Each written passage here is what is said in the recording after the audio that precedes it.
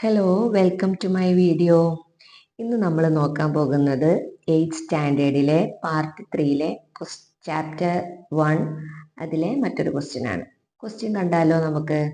A 68 centimeter long rope is used to make a rhombus on the ground.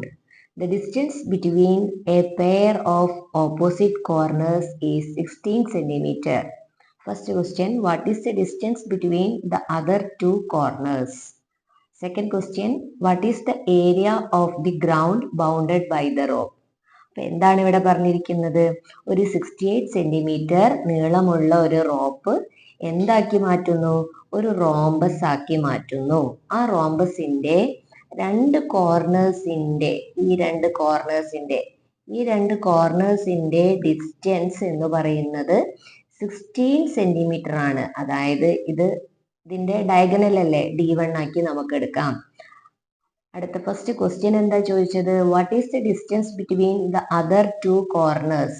അതായത് other two corners എന്ന് പറയുന്നത് ഇതാണ്. അപ്പം ഈ ഡിസ്റ്റൻസ് ആണ് ആദ്യത്തെ ചോദ്യം. അതായത് ഇത് D2 അല്ലേ, ഡയഗണൽ D2. ഇത് ഡയഗണൽ D1 ആണെങ്കിൽ ഇത് ഡയഗണൽ D2. ഇതാണ് നമുക്ക് ആദ്യം കണ്ടുപിടിക്കേണ്ടത്. രണ്ടാമത്തെ ക്വസ്റ്റ്യൻ എന്താണ്? What is the area of the ground bounded by the rope? Rope എന്ത് ഷേപ്പിലാണ് ഉള്ളത്? റോംബസിന്റെ ഷേപ്പിൽ. അപ്പം റോംബസിന്റെ ഏരിയ കണ്ടുപിടിക്കാനാണ് രണ്ടാമത്തെ ക്വസ്റ്റ്യൻ. അപ്പൊ നമുക്ക് ഫസ്റ്റ് ക്വസ്റ്റ്യൻ എങ്ങനെ ചെയ്യുന്നത് നോക്കാം.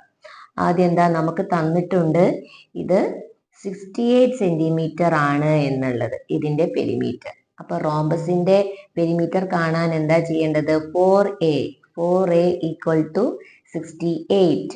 a is equal to 68 by 4. എത്രയാണ് നമുക്ക് കിട്ടുക? 4 ഡിവൈഡ് ചെയ്തിട്ടുണ്ടെങ്കിൽ 128 എത്രയാ? 17 സെന്റിമീറ്റർ കിട്ടും. അപ്പൊ നമുക്ക് ഈ റോംബസിന്റെ സൈഡുകളൊക്കെ 17 ആണെന്ന് നമുക്ക് കിട്ടി.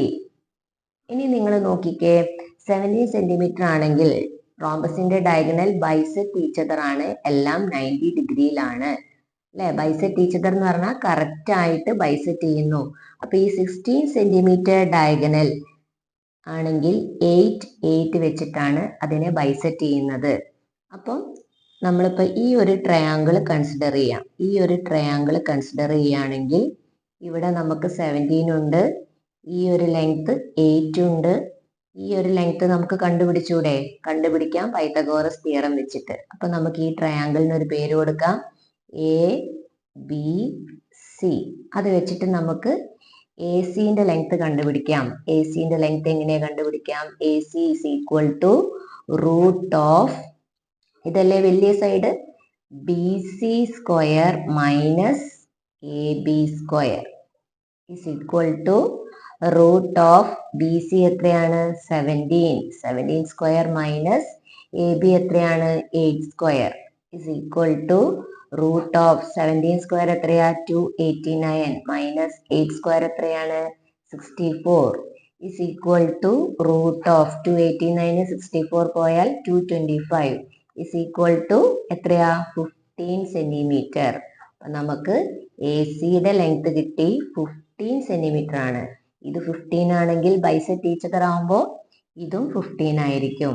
അപ്പൊ നമുക്ക് D2 കിട്ടി. എത്രയാണ്? 15 plus 15 is equal to 30 centimetre. അപ്പൊ നമുക്ക് D1 കിട്ടിയിട്ടുണ്ട്. എത്രയാണ്? തന്നിട്ടുണ്ട് ക്വസ്റ്റ്യനിൽ 16 സെന്റിമീറ്റർ. D2 കണ്ടുപിടിച്ചു നമ്മൾ 30 സെന്റിമീറ്റർ. അടുത്ത സെക്കൻഡ് ക്വസ്റ്റ്യൻ എന്താ? What is the area of the ground bounded by the rope? Area of the rhombus എന്താണ്? നമുക്കറിയാം, half D1 D2 is equal to half into D1 എത്രയാ? 16, D2 എത്രയാ? 30.